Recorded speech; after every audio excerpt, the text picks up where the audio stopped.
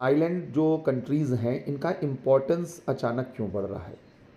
तो island countries का importance इसलिए बढ़ रहा है इंडो पैसिफिक रीजन में। एक तो बैलेंस ऑफ पावर शिफ्ट किया है इंडो पैसिफिक रीजन में, जहाँ पर बहुत से आइलैंड कंट्रीज़ हैं। और ये जो आइलैंड कंट्रीज़ हैं ये दो अगर हम पॉइंट ऑफ व्यू से देखें, जियो स्ट्रेटजिक और जियो इकोनॉमिक, दोनों पॉइंट ऑफ व्यू से बड़े ही सेंट्रल रोल के हो चुके हैं। अगर हम यहाँ पर जियो स्ट्रेटजिक पॉइंट ऑफ व्यू से देखें तो ये जो island country Indo Pacific region में है, ये बहुत से आइलैंड कंट्री एक तो चोक पॉइंट पर हैं, जो ट्रेड रूट यहाँ का है उससे कनेक्टेड वहाँ पर है। तो जो ग्लोबल सप्लाई चेन पर कंट्रोल करने के लिए एक कन्फ्लिक्ट, एक ग्रेट गेम चल रहा है, ये उसके पार्ट एक तरीके के बन चुके हैं। यानी इनको अपने मिलिट्री बेस के रूप में, लॉजिस्टिक बेस के रूप में डेवलप करने के लिए हर कंट्रीज़ जो हैं वो एफर्ट्स ले रही हैं। अगर हम यहाँ पर देखें तो अफ्रीका से हम स्टार्ट करें, अफ्रीका से लेकर जो है जो पैसिफिक ओशन है, इसमें बहुत सी कंट्रीज़ हैं जहाँ पे इस तरीके के लॉजिस्टिक बेस या मिलिट्री बेस जो हैं कंट्रीज़ यहाँ पर बनाने की कोशिश कर रही हैं। लाइक अगर हम देखें तो जिबूती, आप लोगों को मालूम है कि मिलिट्री बेस है वह चाइना का, लेकिन हो सकता है कि आपको शायद ये न मालूम हो कि यहाँ पर यूएस का भी मिलिट्री बेस है जिबूती में ही, और इसके साथ साथ यहाँ पर जापान का भी मिलिट्री बेस है। तो जिबूती जो है फ्रांस वो, का भी है। हाँ फ्रांस का भी है। हाँ, फ्रांस का भी है। नहीं तो बहुत लोगों को केवल ये मालूम है कि सबका चाइना का विकास। है, तो इस वजह से बहुत से लोगों को लगता है कि चाइना ही वहाँ पर पूरी तरीके से लीड कर रहा है, तो ये नहीं है। तो एक तो मिलिट्री बेस वहाँ पर इन लोगों ने बनाया हुआ है, जो जैसे यूएस का जो मिलिट्री बेस है लेमोनियर, जो जिबूती में ही है उसका बेस लेमोनियर में, तो वहाँ पर है। जापान का भी वहाँ पर है जिबूती में ही, और चाइना का भी है, फ्रांस का भी है। तो ये जो है यहाँ पर अगर देखा जाए तो इस तरीके का है। इसके साथ साथ यहाँ पर जो है और भी जो कंट्रीज़ हैं, जैसे यहाँ पर सेशल्स है, मॉरिशस है, रियूनियन है, मालदीव है, या अगर हम देखें यहाँ पर जो है श्रीलंका से लेकर जो है पैसिफिक जो कंट्रीज़, आइलैंड कंट्रीज़ हैं, इन सब जगहों पर, और स्पेशली यहाँ पर अभी तक जो है वह पूरा का पूरा इन्फ्लुएंस जो है वो यूएस का था। डियो गार्सिया सब लोगों को मालूम ही है कि इंडियन ओशन में अपना पूरा बेस बनाकर अमेरिका वहाँ पर रहा है, और पैसिफिक ओशन के जितने भी आइलैंड कंट्रीज़ रहे मैक्सिमम वह यूएस लॉबी के कंट्रीज़ वहाँ पर रहे। तो यूएस यहाँ पर जो है डोमिनेट करता था। लेकिन अब इधर रिसेंटली जो सबसे बड़ा यूएस के लिए थ्रेट यहाँ पर आया है वह इमरजेंस ऑफ चाइना है। और इमरजेंस ऑफ चाइना जो है वो एक मेजर मेजर थ्रेट यहाँ पर जो है उसके लिए आ रहा है, अगर हम देखें यूएस के लिए।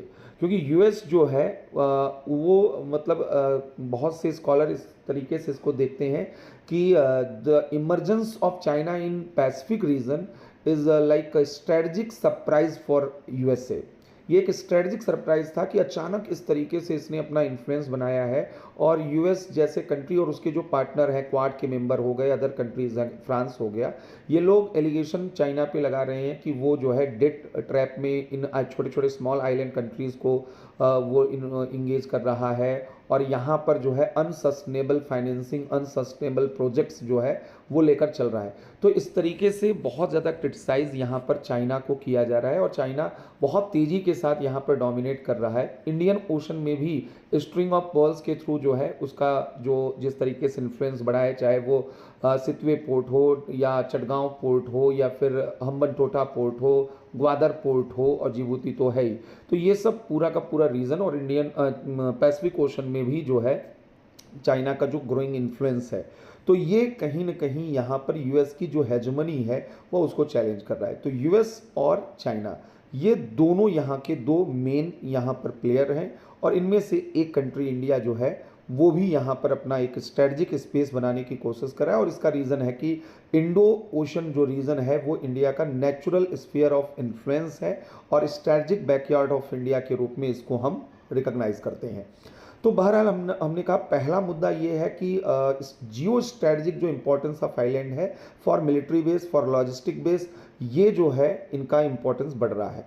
दूसरा यहाँ पर यह भी देखा जा रहा है कि इन्हें एक तरीके से मिलिट्री आउटपोस्ट के रूप में देखा जाता है, यानी बाहरी सैन्य अड्डे के रूप में, मिलिट्री बेस के रूप में देखा जा रहा है। स्पेशली चाइना जो है वह अपने पूरे के पूरे साउथ चाइना सी और ईस्ट चाइना सी में अपने border land, main land border को प्रोटेक्ट करने के लिए वह पैसिफिक ओशन में आर्टिफिशियल आइलैंड बना रहा है, और जो वहाँ के अदर नेचुरल आइलैंड्स हैं उन पर क्लेम कर रहा है, उन पर कंट्रोल कर रहा है, और उनका मिलिटराइजेशन बहुत तेज़ी के साथ कर रहा है। तो ये जो मिलिटराइजेशन वहाँ पर बढ़ रहा है चाइना का, ये एक कंसर्न है वहाँ पर जो भी लोकेटेड कंट्रीज़ हैं, चाहे वो वियतनाम हो, फिलीपींस हो, या वहाँ पर जापान हो को, तो ये सब कंट्रीज़ जो हैं ये बहुत ज़्यादा इनसिक्योर यहाँ पर फील कर रहे हैं मिलिटराइजेशन की वजह से। और उसका पर्पज़ हमने बताया कि वो अपने जो है सिक्योरिटी को, मेनलैंड जो उसका एरिया है चाइना का, उसकी सिक्योरिटी के लिए सब काम कर रहा है। तो इसलिए भी इसका जियो स्ट्रेटजिक इम्पोर्टेंस जो है वो तेज़ी के साथ यहाँ पर बढ़ रहा है। और जियो स्ट्रेटजिक इम्पोर्टेंस में एक और इम्पोर्टेंट एस्पेक्ट ये है, ये जो आइलैंड कंट्रीज़ हैं इनके कॉमन कंसर्न्स हैं, तो इनके अंदर जो सेंस ऑफ फ्रेटर्निटी है वो यहाँ पर मतलब कि अगर रिसेंटली हम बोलें कि रिसेंट टाइम्स में बहुत ज़्यादा बिल्ड हुई है।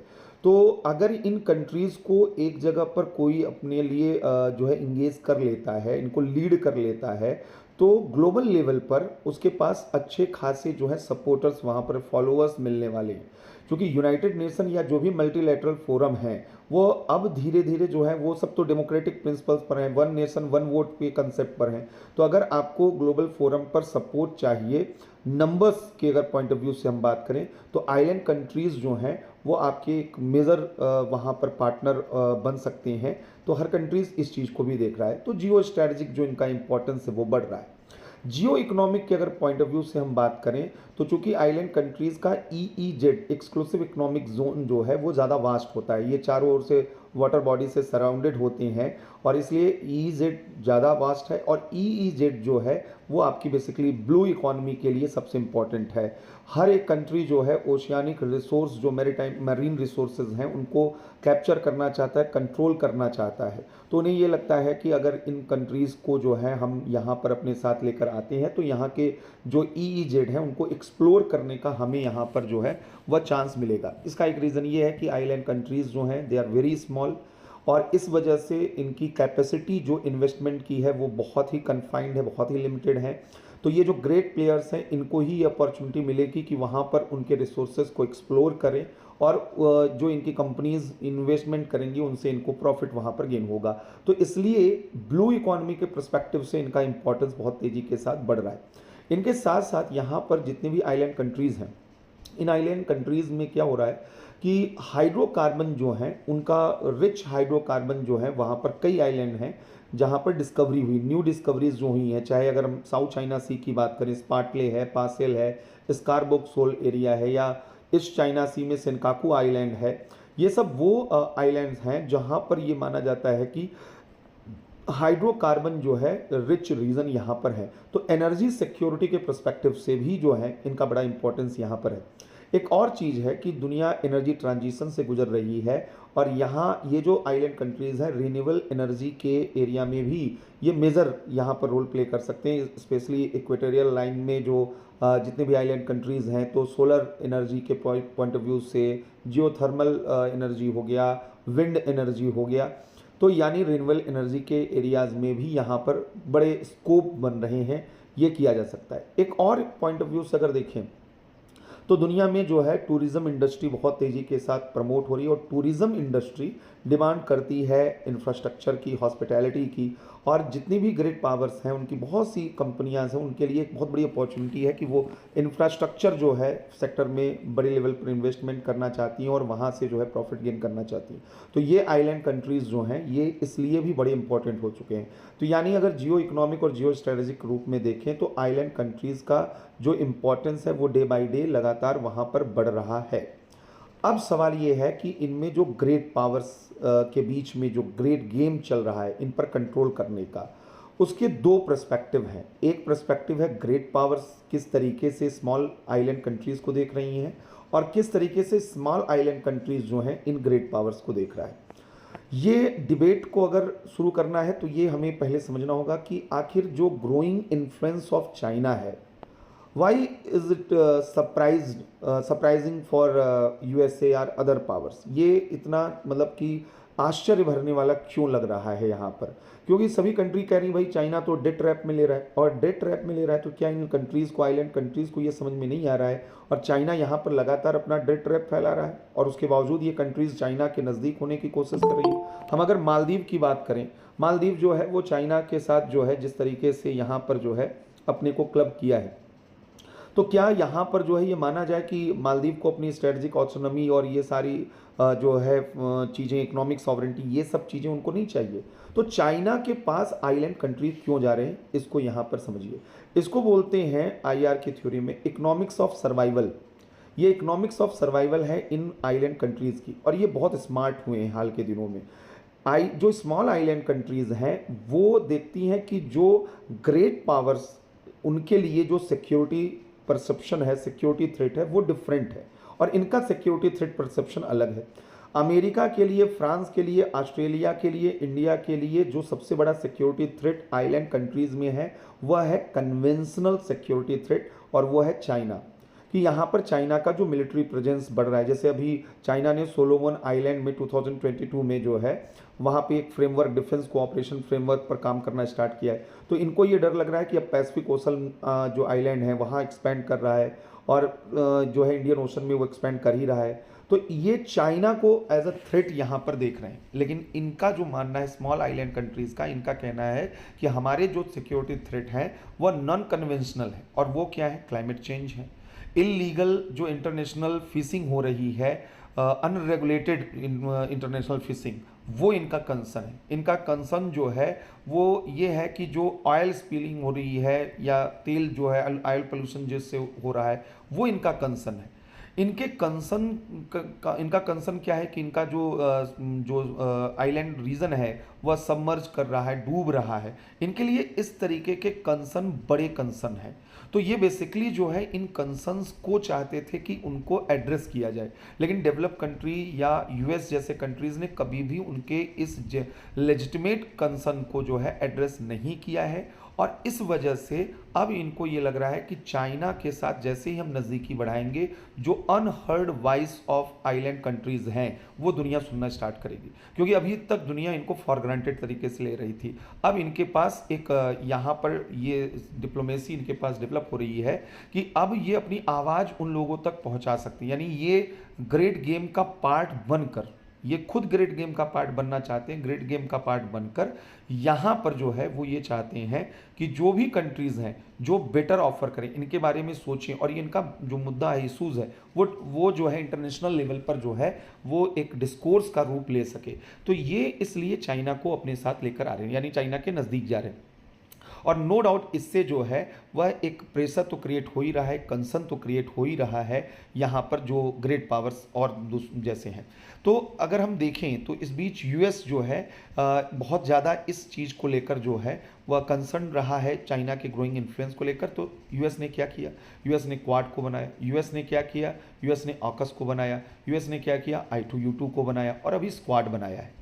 कहा जा रहा है कि जो आइलैंड कंट्री का जो पर्सपेक्टिव है वही इससे प्रूव हो रहा है। अभी भी यूएस जो है वह क्वाड को अगर लेकर आ रहा है, वह स्क्वाड को लेकर आ रहा है, ऑकस को लेकर आ रहा है, वो I2U2 को लेकर आ रहा है, तो मेन उसका एजेंडा क्या है? मेन एजेंडा है चाइना को काउंटर करना। इनके जो चैलेंजेस हैं, इनके जो कंसर्न्स हैं, उनको तो एड्रेस यहाँ पे नहीं कर रहा है। कहा यह जा रहा है कि ऑकस में जो न्यूक्लियर सबमरीन पे ऊपर जो एक्सपेंडिचर ये लोग करने की प्लान बना रहे हैं, अगर इतना प्लान क्लाइमेट चेंज के लिए, क्लाइमेट फाइनेंसिंग के लिए कर दिया गया होता तो इन कंट्रीज़ के सामने जो सर्वाइवल का प्रॉब्लम है वो सर्वाइवल का प्रॉब्लम शायद न होता।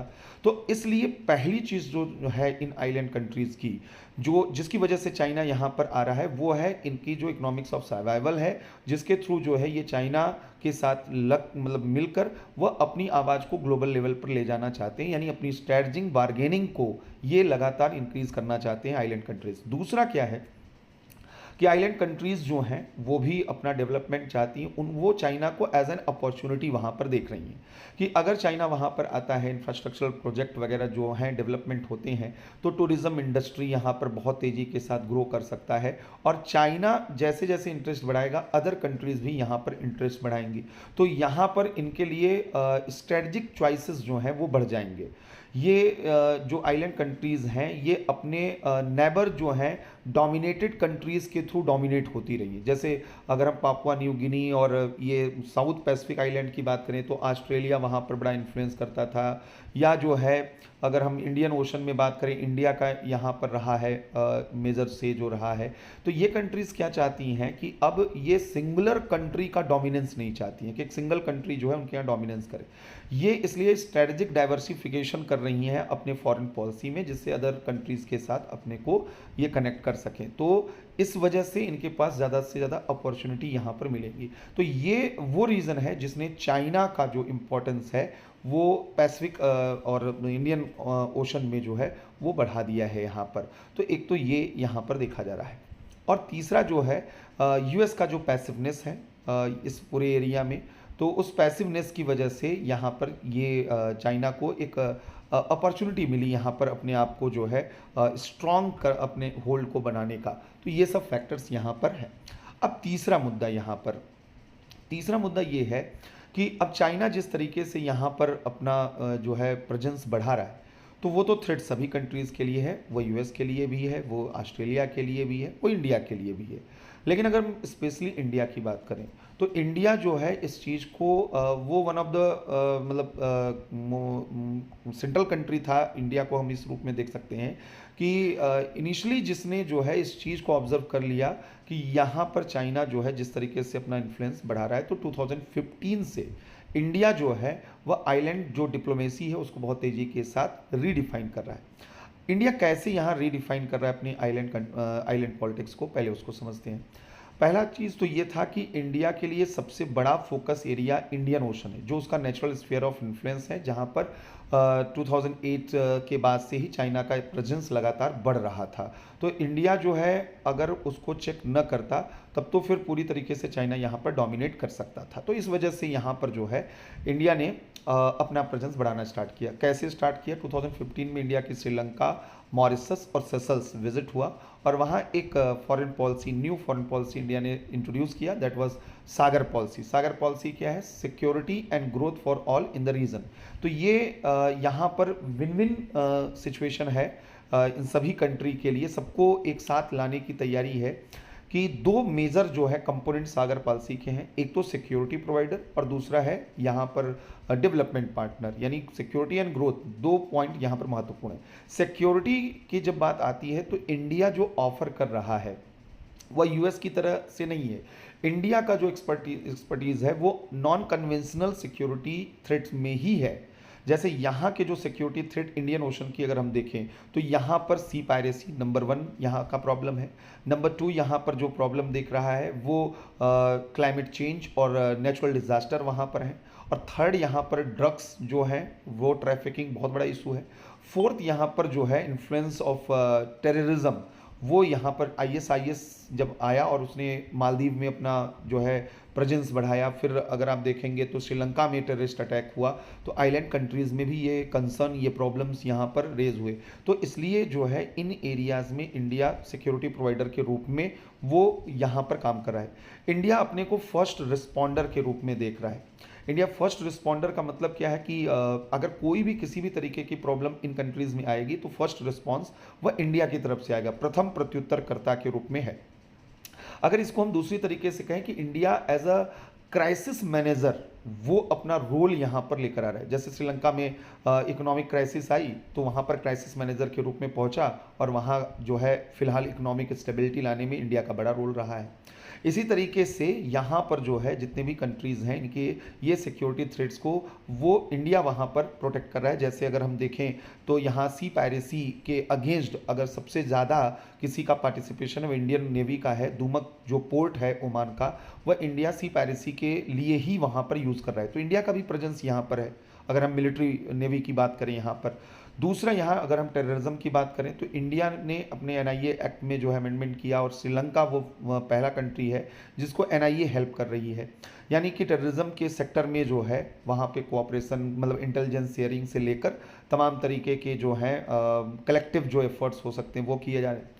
तीसरा, इसी तरीके से यहाँ पर जो है, जैसे हमने कहा, नेचुरल डिज़ास्टर है, सुनामी है यहाँ पर, साइक्लोन यहाँ पर प्रॉब्लम्स हैं। तो इंडिया ने जो अर्ली वार्निंग सेंटर बनाया हुआ है हैदराबाद में अपना, जो साइक्लोन को लेकर, अब वो इस अपने जो है एक्सपर्टीज़ को और रीजन में, जैसे साउथ चाइना सी में भी जो है अर्ली वार्निंग सेंटर वो इस्टेब्लिश कर रहा है, सुनामी के लिए वहाँ पर जो है स्पेशली फोकस कर रहा है। तो इस एरिया में भी इंडिया इन कंट्रीज़ को जो है वह मदद यहाँ पर कर रहा है।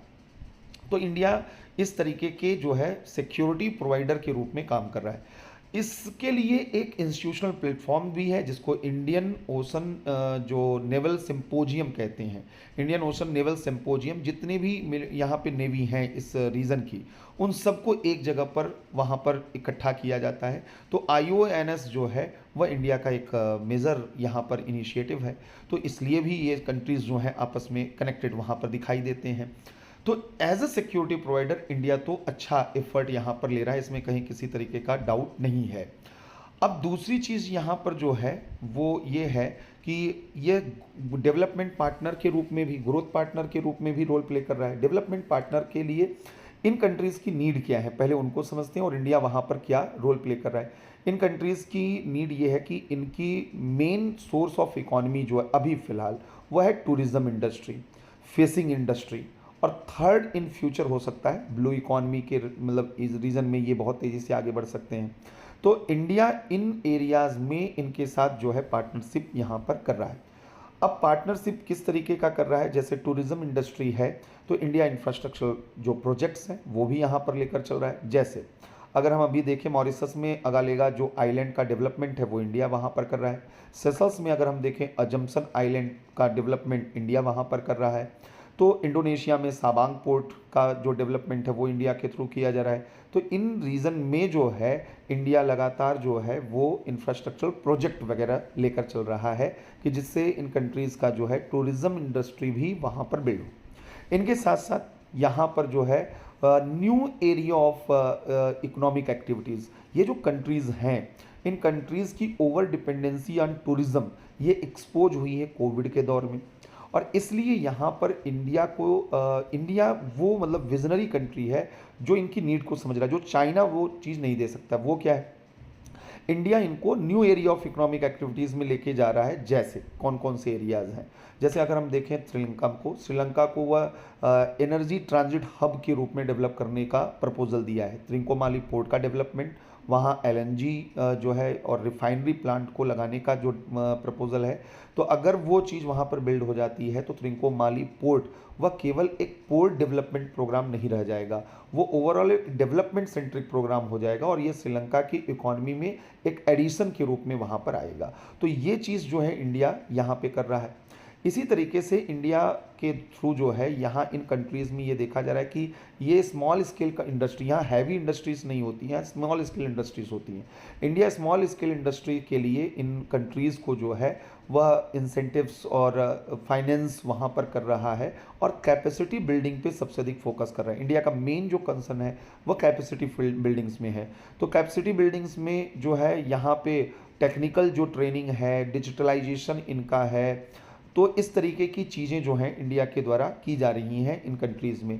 तो इससे जो है इन कंट्रीज़ का एम्पावरमेंट हो रहा है। जैसे पैन अफ्रीका नेटवर्क प्रोजेक्ट जो इंडिया ने अफ्रीका में चलाया है, उसी तरीके से अगर हम देखें इंडो पैसिफिक आइलैंड जो कंट्रीज़ हैं वहाँ भी इंडिया डिजिटलाइजेशन को जो है प्रमोट कर रहा है और मेन प्लेयर बना हुआ है।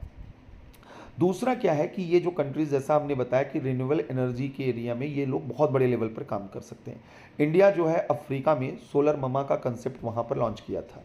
अभी यही चीज़ वो फिजी में, पापुआ न्यू गिनी में वहाँ पर लॉन्च कर रहा है। और इन कंट्रीज़ के, और ये जितने भी आइलैंड कंट्रीज़ हैं यहाँ पर सोलर जो इंजीनियर्स हैं, जो विमेन सोलर इंजीनियर्स हैं, उनको ट्रेनिंग देना, उनको इन सब चीज़ों के लिए जो है वो बनाना, तो यानी डाइवर्सिफिकेशन ऑफ इकॉनमी इस तरीके का यहाँ पर जो है वो हो रहा है। और इसी तरीके से एजुकेशन और हेल्थ, जैसे जो एरिया हैं कैपेसिटी बिल्डिंग के लिए, उनमें इंडिया यहाँ पर लगातार इन कंट्रीज़ को असिस्टेंस यहाँ पर दे रहा है। अगर हम बात करें श्रीलंका में, तो 2 विंड एनर्जी प्रोजेक्ट जो हैं वो श्रीलंका में वहाँ पर अडानी ग्रुप को मिला हुआ है, अभी वो स्टार्ट होना मतलब बाकी है। तो ये सब चीज़ें यहाँ पर हैं। तो इंडिया एक तो जो है यहाँ पे इस तरीके के काम कर रहा है। तो ये हो गया टूरिज़्म इंडस्ट्री और उसके साथ साथ डाइवर्सिफिकेशन ऑफ इकॉनमी। तीसरा जो है जो फ्यूचर इनका है वो ब्लू इकॉनमी का रीज़न है। ब्लू इकॉनमी सस्टेनेबल जो है यूज़ ऑफ मरीन रिसोर्सेज की बात करता है और इसमें मल्टीपल चीज़ें हैं, मतलब केवल फिशिंग नहीं है, उसमें जो है बहुत से सी फूड्स हैं, जो मिनरल्स हैं, तमाम तरीके की चीज़ें जो भी यहाँ से मिल सकती हैं ओसन से, उन सब चीज़ों को इसमें इंक्लूड किया जा रहा है। और ये बोला जा रहा है कि ये सबसे अधिक huge potential for job creation इसको माना जा रहा है। अब इसमें क्या है कि हाइड्रोग्राफी है, मैरीटाइम अवेयरनेस प्रोग्राम है, जो रिसोर्सेस को जो है यहाँ पर ग्रैब करना है, मतलब ओशन से। अभी इनके पास वो टेक्नोलॉजी नहीं है इन कंट्रीज़ के पास, और मैक्सिमम कंट्रीज़ के पास नहीं है।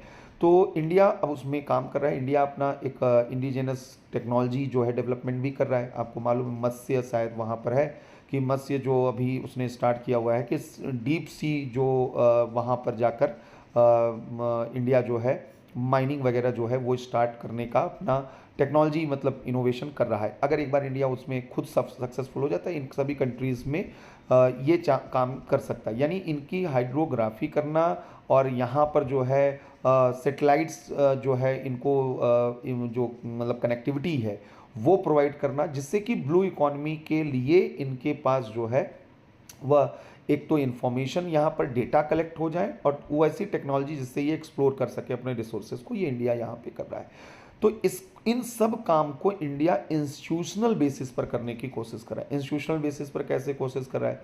तो एक तो इंडियन ओशन रीजन में अगर हम देखें तो ऑलरेडी एक ग्रुप यहाँ पर बना हुआ है IORA, इंडियन ओशन जो रिम एसोसिएशन है। और एक और इम्पॉर्टेंट चीज़ यहाँ पर समझिएगा IORA में कि अभी जो है इस इंडियन ओशन रीजन में 22 मेंबर्स थे, अभी 23 मेंबर्स हो गए हैं। और IOR में जो है यहाँ पे रीयूनियन आइलैंड आप लोग जानते होंगे, और रीयूनियन आइलैंड में लगभग 40% पॉपुलेशन इंडियन डायस्पोरा की है, यानी 8 लाख पॉपुलेशन है, लगभग 2 लाख शायद जो है वहाँ पर इंडियन डायस्पोरा है। और ये जो रीयूनियन आइलैंड है ये कोई एक सॉवरेन कंट्री नहीं है, ये फ्रांस के कंट्रोल में अभी भी है। तो जो 23rd कंट्री बना है IORA का वो फ्रांस है। इससे ये हो रहा है कि फ्रांस के साथ भी इंडिया का जो है वह मतलब वह कनेक्टिविटी वहाँ पर बन रहा है। तो ये जो IOR है इंडोनेशिया से लेकर जो है ईस्टर्न अफ्रीका तक पूरा इंडियन ओशन रीजन, इसको जो है और ज़्यादा प्रमोट करने की ज़रूरत है। अभी फ़िलहाल ये इंस्टीट्यूशनल बेस देता है, फाउंडेशन देता है, बट कोई बहुत मतलब इस पर काम किया गया हो ऐसा नहीं है। लेकिन IORA यहाँ पे है। अभी जो है इंडिया ने जब 2017 के बाद जो है इसको जो है फोकस करना स्टार्ट किया। जकार्ता में इसका हेडक्वार्टर बना, फिर वहाँ पर फर्स्ट समिट IORA का फर्स्ट समिट वहाँ पर जकार्ता में रिसेंटली वहाँ पर हुआ था। तो इंडिया ने स्टार्ट किया हुआ है, अब उसको वही है पेस देने की ज़रूरत है। दूसरा इंडिया ने काम किया 2014 में, वो था सदर्न जो पैसिफिक आइलैंड कंट्रीज़ हैं। सदर्न पैसिफिक आइलैंड कंट्री में जिनको हम FIPIC कहते हैं, कि जो forum for India Pacific island countries हैं, 14 कंट्रीज़ वहाँ पर हैं। पापुआ न्यू गिनी है, फिजी है, समोआ है, किरिबाती है, ये सब कंट्रीज़ हैं। तो ये जो रीज़न है यहाँ पर, ये ऐसा निगलेक्टेड रीज़न एक तरीके से रहा है ग्लोबल पॉलिटिक्स के लिए अभी तक। लेकिन जिस तरीके से आइलैंड का इंपॉर्टेंस बढ़ रहा है, इंडिया फर्स्ट स्टेप यहाँ पे रखकर वो लीड करना चाहता था और वो उसमें सक्सेसफुल भी रहा है। यहाँ पर इंडिया के लिए थोड़ा बेस भी है। फिजी में 40% पॉपुलेशन इंडियन डायस्पोरा की है। पापुआ न्यू गिनी में भी इंडियन डायस्पोरा रहते हैं और अलग अलग रीजन में इंडियन डायस्पोरा थोड़े बहुत यहाँ पर रहते हैं। तो ये जो रीज़न है ये भी इंडिया के लिए एक प्रॉमिसिंग रीज़न यहाँ पर है। FIPIC के अभी 3rd समिट जो हुआ था 22 में, वहाँ पर Indian prime minister Papua New Guinea में गए हुए थे और कई तरीके के प्रोजेक्ट वहाँ पर स्टार्ट किए। जैसे अभी हमने जो सोलर ममा के बारे में बताया, MSME के बारे में हमने बताया, तो इन सब रीज़न में यहाँ पर एजुकेशन के फील्ड में, हेल्थ के फील्ड में इंडिया ने तमाम तरीके की चीज़ें यहाँ पर ऑफ़र की हैं। और जो है इन कंट्रीज़ की जो डेवलपमेंट जो बात है उसमें इंडिया ने अपने आप को एक पार्टनर के रूप में, रिलायबल पार्टनर के रूप में बनाने का यहाँ इन सबको एश्योरेंस भी दिया है। तो इसलिए ये जो यहाँ पर स्टार्ट इंडिया के का एफर्ट्स यहाँ पर स्टार्ट हुआ है, ये यहाँ पर एक इंडिया का बड़ा प्रेजेंस यहाँ पर बना रहा है।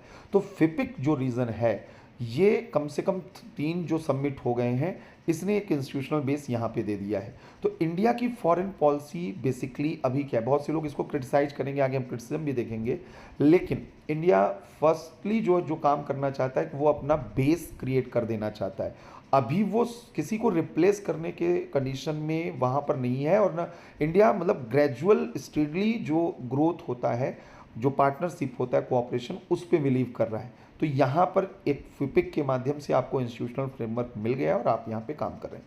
इसके अलावा ईस्टर्न जो ईस्ट चाइना सी और साउथ चाइना सी है, अगर उस रीजन में देखें, इंडिया के पास अपने स्ट्रेटजिक पार्टनर हो गए हैं। क्वाड के फोरम पर उधर जापान और इधर ऑस्ट्रेलिया आपके पास पार्टनर के रूप में है। इनके साथ साथ यहाँ पर अगर हम साउथ कोरिया के साथ करें तो साउथ कोरिया की न्यू सदर्न पॉलिसी का सेंटर इंडिया है।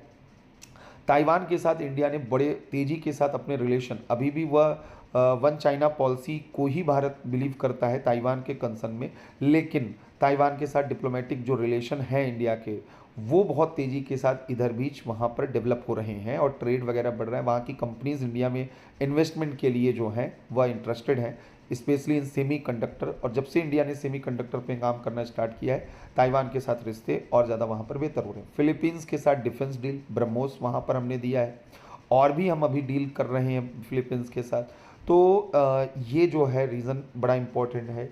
इंडोनेशिया में अगर हम देखें तो इंडोनेशिया में भी इंडिया का प्रेजेंस बढ़ा है, क्योंकि कल्चरल जो लिंकेजेस हैं वहाँ पर बहुत ज़्यादा हैं। और मतलब ओवरऑल आसियान अगर हम देखें, आसियान तो इंडिया का एक मेजर पार्टनर वहाँ पर बना हुआ है, और आसियान लुक वेस्ट पॉलिसी के थ्रू इंडिया को जो है वो चाइना को काउंटर बैलेंस करने का एक साधन वहाँ पर मीन्स मान रहा है। तो इस पूरे रीजन में अगर हम देखें तो इंडिया की जो आइलैंड जो डिप्लोमेसी है वो बड़े स्ट्रक्चर्ड वे में यहाँ पर आगे बढ़ रही है।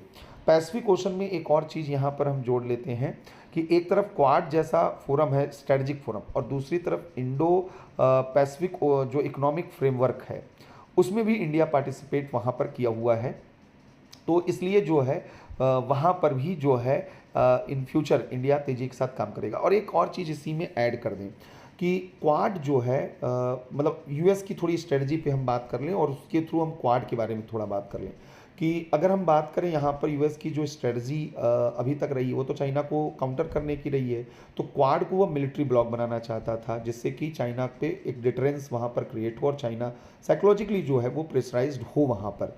लेकिन इंडिया के रिलेक्टेंट बिहेवियर की वजह से, क्योंकि इंडिया अपनी स्ट्रेटजिक ऑटोनॉमी जाना चाहता था और पावर पॉलिटिक्स में अननेसेसरी इन्वॉल्व नहीं होना चाहता था और न ही यूएस का जूनियर पार्टनर बनना चाहता है, तो इसलिए इंडिया क्वाड में जो है, क्वाड को मिलिट्री ब्लॉक के रूप में तो कभी भी वो नहीं देखना चाहता था। तो इसलिए क्वाड जो है वो मिलिट्री ब्लॉक के रूप में नहीं बन पाए। लेकिन 22 में जो इसकी सबमिट हुई थी क्वाड की, वो बड़ी ही इम्पॉर्टेंट रही, क्योंकि उस सबमिट में पहली बार क्वाड को रिकॉग्नाइज किया गया कि क्योंकि क्वाड जो है एक बड़ा इररिलेवेंट सा ब्लॉक बनता जा रहा था। आप मिलिट्री ब्लॉक हो नहीं, आप इकोनॉमिक ब्लॉक हो नहीं, स्ट्रेटजिक ब्लॉक का मतलब क्या हो गया? चाइना के या हेजोमोनिक पॉलिसीज़ के लिए आप केवल डायलॉग जो है फोरम है ये, अगर एक डायलॉग फोरम है तो क्वाड का क्या इंपॉर्टेंस रहेगा? तो ये चीज़ जो है क्वाड के रेलेवेंस को कमज़ोर कर रहा था। तो 22 के सबमिट में जो है ये बातें वहाँ पर आई कि क्वाड जो है पोस्ट पैंडमिक इरा में वो जो न्यू इमर्जिंग थ्रेट्स हैं या new emerging areas of cooperation हैं उनमें काम करने स्टार्ट करें। तो क्वाड को फ्रॉम स्ट्रेटजिक ब्लॉक या military bloc to trade bloc या न्यू एरिया ऑफ कोऑपरेशन के रूप में देखा जा रहा है। तो इसमें कई चीज़ों को आइडेंटिफाई किया गया, जैसे क्लीन एनर्जी के फील्ड में बोला गया कि क्वाड वहाँ पर काम करेगा, रिसेलिएंट इंफ्रास्ट्रक्चर के फील्ड में काम करेगा, वैक्सीन जो है उसके फील्ड में जो है क्वाड जो है काम करेगा। मतलब इन कंट्रीज़ के बीच में जो क्रिटिकल एडवांस टेक्नोलॉजी हैं उन फील्ड में काम कर, क्योंकि पैसिफिक जो ओशन है, ओशियानिक डिप्लोमेसी तभी आपकी सक्सेसफुल होगी जब आपकी टेक्नोलॉजी कोऑपरेशन आपका ताकतवर हो, क्योंकि पूरा का पूरा ओशन तो टेक्नोलॉजी से चलने वाला है। तो इसलिए ये जो कंट्रीज़ हैं अब अपने को स्मार्टली जो है क्वाड जो है वो एक फोरम ऐसा बना रहा है जहाँ पर इकोनॉमिक और टेक्निकल जो कोऑपरेशन है, यानी फोर्थ इंडस्ट्रियल रिवॉल्यूशन के लिए प्रिपरेशन, उसके लिए क्वाड वहाँ पर काम कर रहा है। लेकिन यूएस जो है वह चाइना को जो है के अगेंस्ट डिटरेंस के लिए जो है वह स्क्वाड भी यहाँ पर बना दिया है, फिलीपींस को इंक्लूड करके जापान, ऑस्ट्रेलिया और जो है यूएसए, और ऑकस वहाँ ऑलरेडी बनाया हुआ है, और क्वाड को इस तरीके से एक टेक्निकल जो है ब्लॉक के रूप में वहाँ पे रखा हुआ है। तो इंडिया जो है वो यहाँ इस फोरम पर, क्वाड के फोरम पर जो इसका प्रेजेंस है, और इंडियन जो यहाँ पर एक इंडो पैसिफिक इकोनॉमिक फ्रेमवर्क है, इसके थ्रू जो है इस रीजन में इकोनॉमिकली भी अपने को इंगेज यहाँ पर करने की कोशिश कर रहा है। तो ये बेसिकली इंडिया का आइलैंड जो डिप्लोमेसी है, अगर हम उनकी बात यहाँ पर करें। अब मामला क्या है कि इसमें बड़े चैलेंजेस हैं, इस पूरे प्रोसेस में चैलेंजेस इसलिए हैं क्योंकि आइलैंड जो पॉलिटिक्स हमारा है उसके जो सबसे बड़ा चैलेंज यहाँ पर देखने को मिल रहा है वो ये देखने को मिल रहा है कि इंडिया के पास रिसोर्स जो क्रंच है, रिसोर्स बैरियर है, संसाधन बाधा, तो उसकी वजह से ये आइलैंड जो एरियाज़ हैं इनको इनके डेवलपमेंट के लिए और इनके सिक्योरिटी कंसर्न्स को जो है मीट आउट करने के लिए, इसको एड्रेस करने के लिए आपको हैवी इन्वेस्टमेंट करने की ज़रूरत है। और इंडिया अभी भी जो है वह इस कंडीशन में नहीं है कि वहाँ इतना हैवी इन्वेस्टमेंट करे, क्योंकि इन रीजन में क्या है, पॉपुलेशन कम है और लाइबिलिटीज़ ज़्यादा है। तो ऐसे में जो है इन कंट्रीज़ में आप जो है जो भी इन्वेस्टमेंट करने जा रहे हैं वो आपका तत्काल इमीडिएट रिटर्न नहीं मिलने वाला है, ये लॉन्ग टर्म जो है इन्वेस्टमेंट यहाँ पर होने वाले हैं। तो उस हिसाब से रिसोर्स आपके पास नहीं है और न उस तरीके का पेशेंस लेवल आपके पास है। तो पहला तो प्रॉब्लम रिसोर्स का है, और उसमें डीप पॉकेट की वजह से चाइना लीड करेगा, तो ये तो मतलब तयशुदा बात है। और ये जो कंट्रीज़ हैं they are not going to wait someone, इनके सामने वेट करने का इनके पास तो मतलब कि समय ही नहीं है। ये जिस तरीके से क्लाइमेट जो है चेंज हो रहा है और जिस तरीके के चैलेंजेस आ रहे हैं, तो ये रिसेलिएंट जो इंफ्रास्ट्रक्चर है और अलग अलग जो है क्लाइमेट रेसिस्टेंस जो टेक्नोलॉजी हैं वो इनको अब चाहिए। तो इनको डेवलपमेंट बहुत तेज़ी के साथ करनी है। तो यहाँ पे इंडिया को एक जो है मेजर चैलेंज जो आ रहा है वो चाइना की तरफ से आ रहा है, डीप पॉकेट की वजह से। दूसरा क्या है कि ये जो कंट्रीज़ हैं, ये कंट्रीज़ जो हैं स्कैटर्ड हैं, मतलब कोई एक पर्टिकुलर रीजन के तो कंट्री है नहीं। सदर्न पैसिफिक आइलैंड उधर कंट्री अलग हैं, आशियान के कंट्री अलग हैं, इंडियन ओशन में भी अलग अलग नेचर के कंट्री हैं।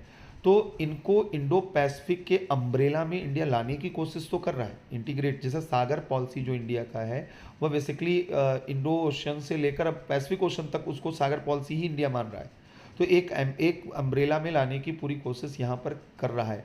लेकिन अब उसमें प्रॉब्लम्स क्या है कि अलग अलग कंट्रीज़ जो हैं, जब आपका अम्ब्रेला बड़ा होता है तो कंसेंसस बनाना और उनको कॉन्फिडेंस में लेना, वहाँ पर एक मेजर चैलेंज आपके पास आता है। जैसे फॉर एग्जांपल IORA है, IORA जो है क्यों नहीं काम कर पा रहा है। इंडियन ओशन रिम एसोसिएशन में आपके पास इतने डाइवर्स कंट्रीज़ हैं और डाइवर्स इंटरेस्ट हैं, कन्फ्लिक्टिंग इंटरेस्ट हैं कई बार, मतलब अलग अलग नाइबर्स कंट्री के भी हो सकते हैं। और वहाँ पर जो है जैसे मालदीव ही है, मालदीव के साथ तो India Sri Lanka Maldives maritime security forum है, लेकिन नहीं हो पा रहा है। तो फ्लैक्चुएशन हो जाते हैं रिलेशन में, कोई एक कंट्री की वजह से, दो कंट्री की वजह से। तो यहाँ पर जो है जो सबसे बड़ा प्रॉब्लम है इंडिया के सामने कि वह इस डाइवर्स जो ओशियानिक जो कंट्रीज़ हैं इनको कैसे विद इन एन अम्ब्रेला कैसे ये मैनेज करेगा। तो ये हाउ टू मैनेज स्किल, ये जो चीज़ है वो इंडिया को लर्न करना पड़ेगा, ये एक चैलेंज के रूप में है। तीसरा यहाँ पर जो है अगर हम देखें तो इन कंट्रीज़ की जो प्रॉब्लम्स हैं, स्पेशली क्लाइमेट चेंज और इस तरीके की प्रॉब्लम, ये प्रॉब्लम्स यूनिलेटरली इंडिया रिजॉल्व नहीं कर सकता है। इनके जो problem basic non conventional problems हैं, India can play a vital role, मतलब इस तरीके से वाइटल रोल प्ले कर सकता है कि वो यहाँ पर जैसे हमने कहा CDRI, coalition for disaster resilient infrastructure जो है वो इंडिया लेकर चल रहा है, उसमें इन कंट्रीज़ को इंक्लूड कर रहा है। तो इंडिया या सोलर अलायंस है, विंड एनर्जी है, इस रीजन में इन लोगों को थोड़ा बहुत मदद कर सकता है। लेकिन इनकी प्रॉब्लम है मल्टीलैटरल जो फोरम है वहाँ पर इनकी वॉइस को कैसे रेज किया जाए। तो इंडिया भी जब से पिछले कुछ सालों से जो है मल्टी अलाइनमेंट की पॉलिसी में और ग्रेट पावर से प्रॉक्सिमिटी कर रहा है, वह इन कंट्रीज़ की जो वॉइस है यूनाइटेड नेशन में, इंडिया वहाँ पर उस तरीके से स्ट्रांगली वहाँ पर रेज नहीं कर रहा है। तो यहाँ पर जो ये साउथ साउथ कोऑपरेशन है, इंडिया को लीड करने की ज़रूरत है, क्योंकि साउथ साउथ कोऑपरेशन जो है वो बिल्कुल से जो है उसका डायरेक्शन जो है वो मतलब मिसगाइडेड हो गया है। मिसगाइडेड क्यों हो गया समझिए। साउथ साउथ कोऑपरेशन अगर आपसे बोला जाए कि सबसे बड़ा फोरम कौन सा है, तो साउथ साउथ कोऑपरेशन आप कहेंगे ब्रिक्स। और ब्रिक्स में चाइना जो है वो बिल्कुल असिमेट्री क्रिएट कर दे रहा है, और चाइना के इंटरेस्ट अलग, बाकी की कंट्रीज़ के इंटरेस्ट अलग, तो वो तो सक्सेसफुल नहीं होगा। फिर दूसरा क्या हो सकता है, साउथ साउथ कोऑपरेशन का अब तक का जो सबसे बड़ा फोरम था वो इररिलेवेंट हो रहा है, जो है NAM, non alignment movement. Non alignment movement जो है उसका कोई न डिस्कशन है न डिस्कोर्स है, वो कोई इंस्टीट्यूशनल डेवलपमेंट ही उसका नहीं हो पा रहा है। इंडिया ने एक और काम किया था, ब्रिक्स के पैरेलल जो है इप्सा स्टार्ट किया था, इंडिया ब्राज़ील साउथ अफ्रीका, लेकिन इंडिया जो है उस पर कोई बहुत आगे काम नहीं कर पाया। तो कहने का मतलब ये है कि इंडिया को जो है ग्लोबल साउथ की वॉइस के रूप में इन कंट्रीज़ के इश्यूज़ को वह अपने जो है इंटरनेशनल पॉलिटिक्स का एक मेन एजेंडा बनाना पड़ेगा, तब इनका ट्रस्ट जो है वो गेन कर पाएगा। अदरवाइज ट्रस्ट डेफिसिट बना रहेगा तो यहाँ पर जो है चाइना आसानी से अपना प्रेजेंस बनाएगा। तो इंडिया को कहीं ना कहीं अपना जो है इमेज जो है वो बेहतर करना होगा और ट्रस्ट वहाँ पर डेवलप करना होगा। तो ये सब इश्यूज़ हैं इन कंट्रीज़ में जिनकी वजह से इंडिया के आइलैंड पॉलिटिक्स में जो है चैलेंजेस वहाँ पर आ सकते हैं। तो अब जो है एक बार इस पर डिबेट कर लेते हैं कि आपको क्या लगता है कि जो इंडिया का आइलैंड डिप्लोमेसी है, ये आइलैंड डिप्लोमेसी यहाँ पर वह चाइना को रिप्लेस करने में एक इफ़ेक्टिव जो है वो मतलब टूल बन सकता है, इफ़ेक्टिव मतलब हो सकता है कंट्री। तो India to counter China in island countries, ये कहाँ तक आपको लगता है, हाउ मच जो है इंडिया सक्सेसफुल है या मतलब इफ़ेक्टिव है, कौन बताएगा?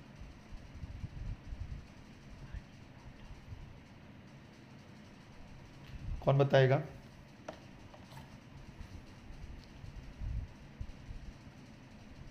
कोई नहीं बताएगा।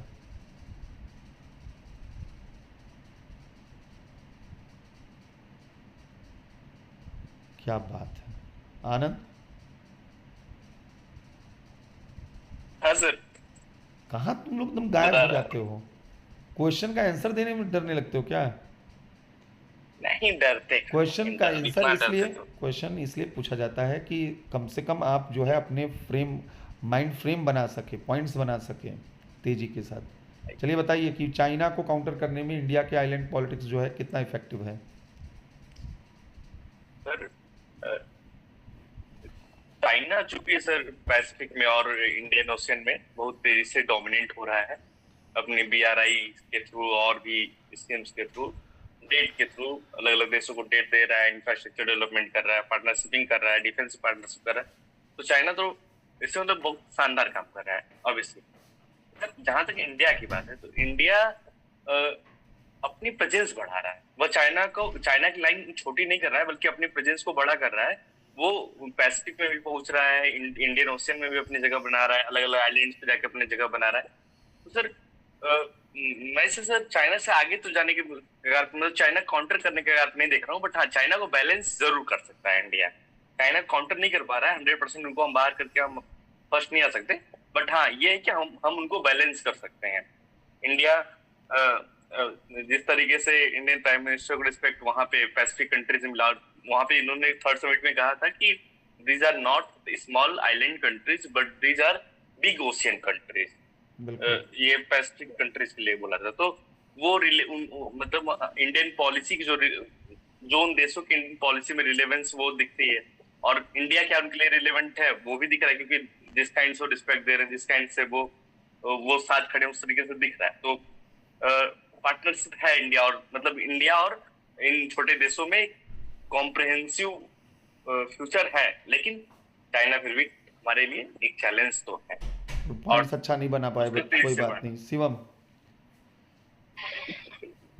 सर अगर ये देखा जाए तो सर जो अभी जो स्मॉल आइलैंड कंट्रीज हैं इंडो पैसिफिक की, उनकी जो बेसिक नीड है वो है सर जियो इकोनॉमिक से रिलेटेड।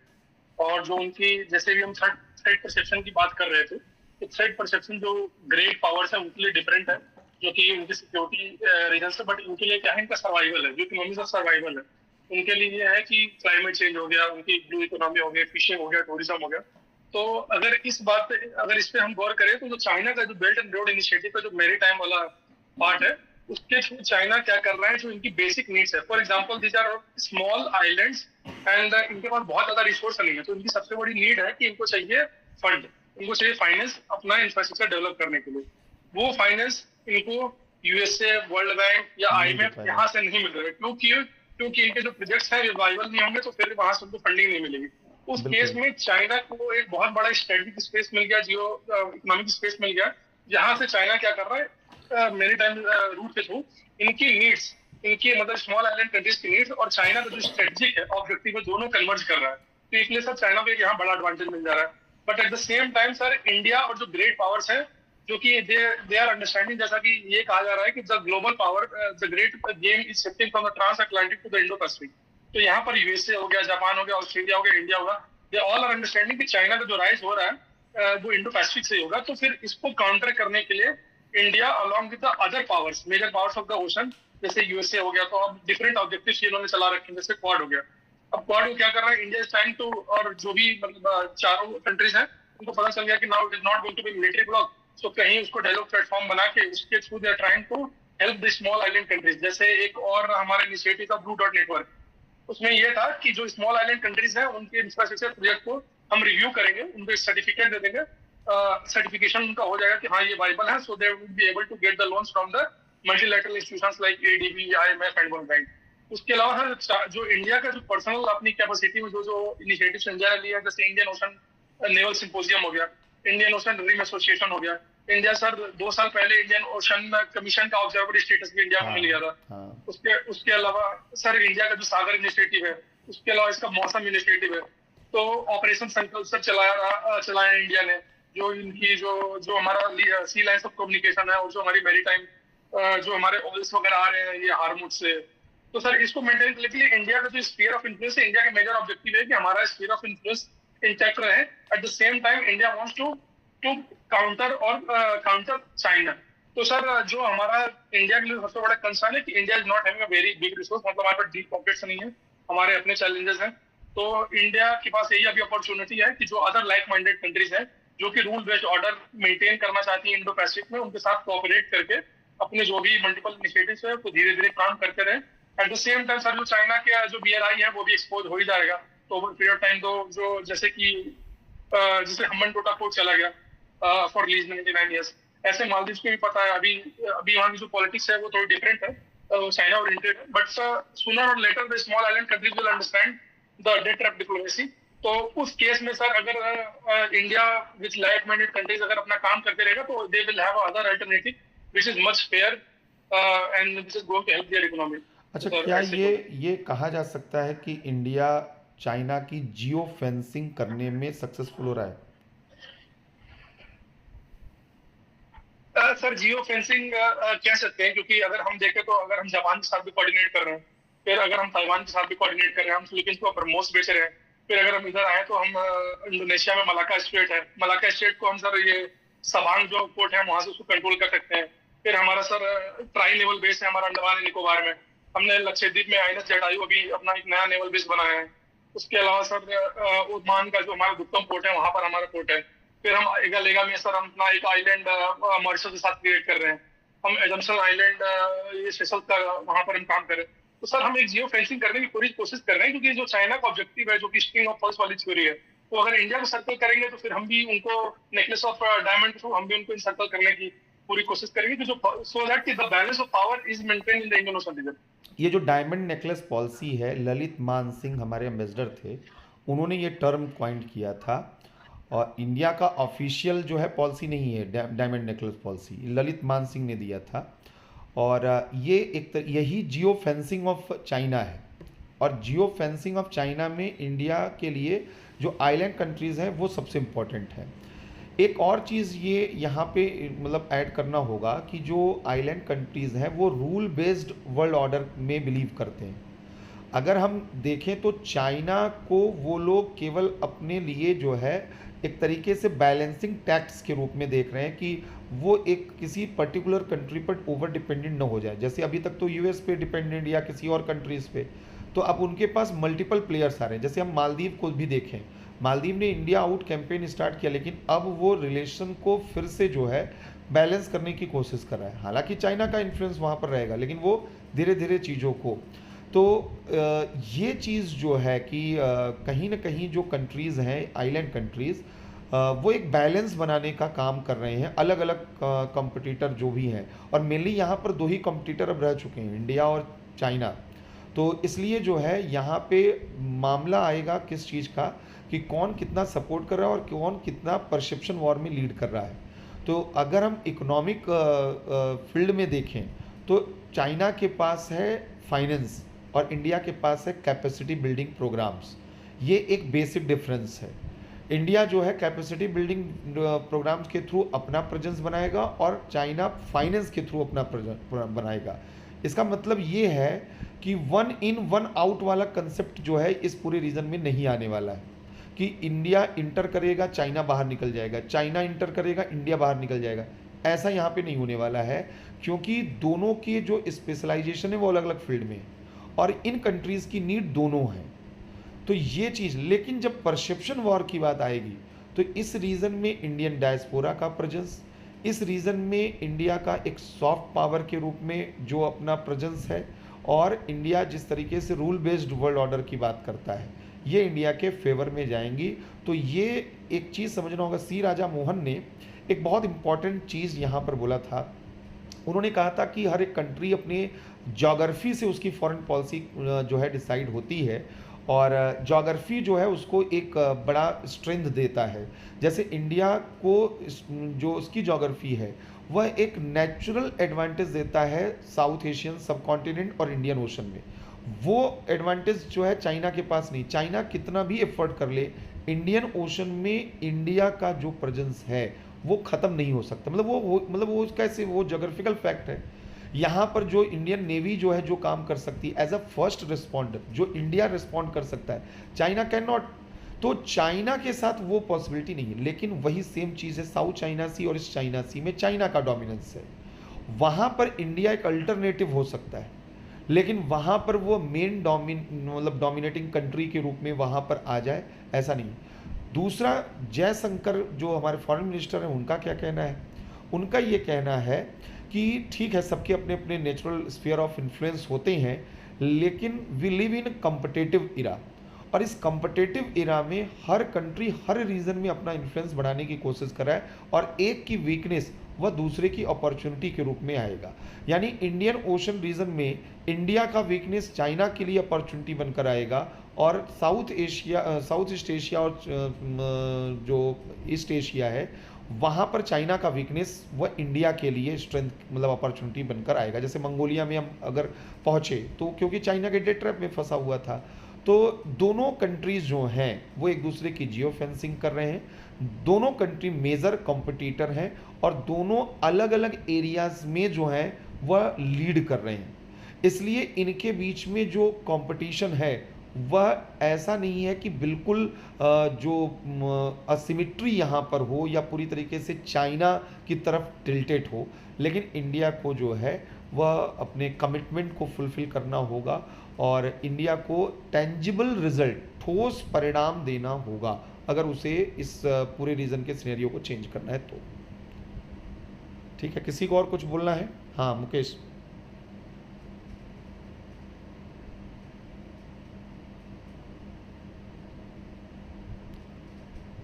म्यूट किए हो मुकेश।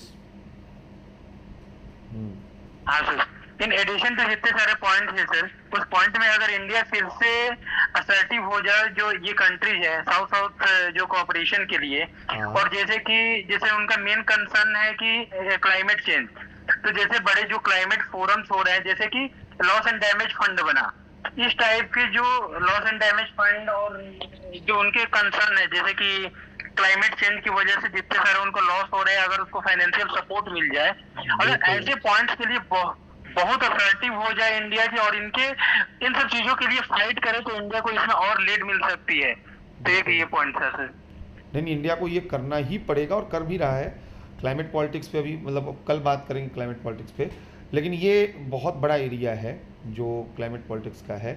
तो ये चीज़ तो है कि इन कंट्रीज़ की जो बेसिक नीड्स हैं, मतलब लेकिन उसमें एक चीज़ हमको ये समझना होगा कि इंडिया जो है क्या जो है मेजर जो है कोई एक मेगा ऑर्गेनाइजेशन को जो है मैनेज कर पाएगा। मतलब इंडिया के लिए क्या चाहिए कि वो नैम को ही ज़्यादा फोकस वहाँ पर करे, या वहाँ पर ये जो मिनीलेटरल जो ग्रुपिंग्स हैं, रीजनल ग्रुपिंग्स हैं, इनके थ्रू यहाँ पर काम करे। तो दोनों मतलब तरीके सही हैं, लेकिन इंडिया का जो फाइनेंशियल कैपेसिटी है वो उसको अलाउ नहीं कर रहा है कि कोई बहुत बड़ा ऑर्गेनाइजेशन लेकर चले, क्योंकि फिर वो मैनेज नहीं कर पाएगा। तो इंडिया भी फिपिक के थ्रू, IORA के थ्रू, बिमस्टेक के थ्रू, इस तरीके के छोटे छोटे जो फोरम्स हैं इनके थ्रू जो है वो एफर्ट्स ले रहा है, और इस पर और उसको फोकस करने की ज़रूरत है कि रिजल्ट ओरिएंटेड यहाँ पर रहें, कि चीज़ें वहाँ पर दिखें। तो अगर ऐसा रहता है तो ये सक्सेसफुल रहेगा। हाँ, ये वाला तरीका ज्यादा बढ़िया भी है ना, ये जो छोटे छोटे ग्रुप्स बनाने का तरीका ज्यादा बढ़िया है। हाँ, कि हाँ, यहाँ पे हम फोकस्ड रहेंगे, रिजल्ट ओरिएंटेड रहेंगे, और वो जो नैम है नैम पे इतने सारे देश से इतने सारे ऑब्जेक्टिव्स हैं कि वहाँ पे जाके वो चीज बिखर जाएगी, है ना। बिल्कुल। तो जहाँ पे ज्यादा बेहतर काम उसको करना चाहिए, तो मतलब मुझे लगता है कि ज्यादा सेंट्रलाइज होकर यहाँ पे काम किया जा सकता है। बिल्कुल सही बात है। नैम से सर एक और है कि नैम ऑर्गेनाइजेशन को फिर से उस तरीके से रिस्ट्रक्चर नहीं किया जा सकता, क्योंकि नैम के जो पर्पज को, जैसे अगर दूसरी कंट्री भी जुड़ना चाहे तो नैम से जुड़ने में बहुत सारी कंट्री जो नहीं जुड़ेंगे, क्योंकि नैम का जो मेन पर्पज है नॉन अलाइंड मूवमेंट, जो कि जैसे कोल्ड वॉर के टाइम में हुआ था, तो उससे उस चीज को रिस्ट्रक्चर करने से अगर जो अभी जो रीजनल ग्रुपिंग्स है, अगर इनको लेके इन पे अगर एनर्जी अच्छे से एनर्जी टाइम अगर इन्वेस्ट करके अगर आगे बढ़ा जाए, तो मेरे हिसाब से ज्यादा सही रहेगा। क्योंकि जो नैम है उसकी जो सारी चीजें, पॉलिसीज और वो थोड़ी सी स्टेगमेंटरी टाइप की हो चुकी है। बिल्कुल सही है। अमित कुछ बोल रहे थे? मैं यही बोल रहा था सर, जो आप बोले हैं कि जो भारत है, कल अगर इस चर्चा होगी क्लाइमेट डिप्लोमेसी पे, तो भारत सर लगातार यही काम कर रहा है कि मल्टीलेटरल ग्रुप्स के बजाय वो मिनीलेटरल, ट्राइलेटरल और बाईलेटरल लेवल पे सर सहयोग कर रहा है। तो इसमें वो उन सभी कंसर्न्स को उठा रहा है जो इन आइसलैंड कंट्रीज की मतलब कंसर्न हैं। हाँ, हाँ। और बहुत बड़े लेवल पे इस पे सर संदीप देसाई, क्या नाम है उनका भी एक कोटेशन है। उन्होंने ये कहा है कि सेम वही चीज कही जो आपने कहा है कि भारत बहुत बड़े स्तर पे कोई संगठन लेकर के नहीं चल सकता है, इसलिए वो छोटे छोटे स्तर पर चीजों को लेकर के चलने में सक्षम है और वो लेके चल रहा है। देखा, हम जो बोलते हैं सभी लोग बोलते हैं। ठीक है, सही बात है। ये क्लाइमेट डिप्लोमेसी में कल है सर। कल क्लाइमेट